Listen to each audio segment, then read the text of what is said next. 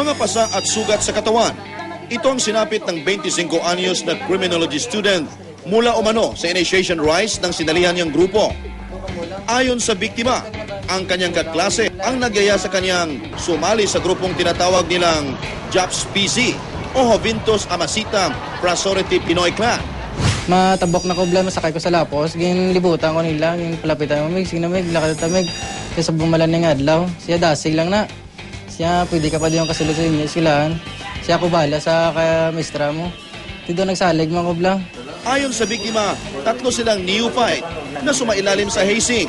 Ginulpi umano sila at pinakain pa ng sili habang ginukunan ng cellphone video. Hindi matanggap ng ina ng biktima ang sinapit ng kanyang anak. Kaya naisipan niyang huwag na munang papasukin sa paralan ang anak para makaiwas sa gulo. Nagsampa na rin sila ng kaso laban sa mga suspect. Matapos masuri ang biktima, sinabi ng doktor na posible raw naging kritikal ang kanyang sitwasyon kung hindi naagapan.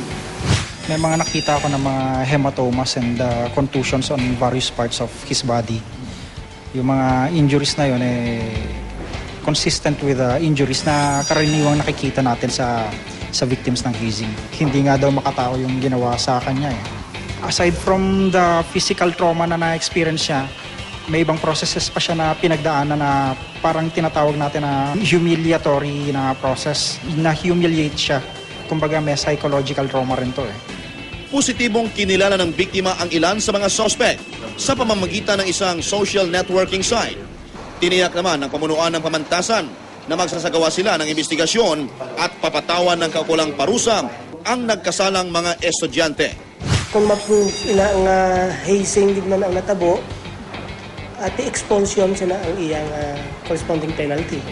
Hindi rin umano pinapayagan ang mga fraternity sa loob ng paaralan.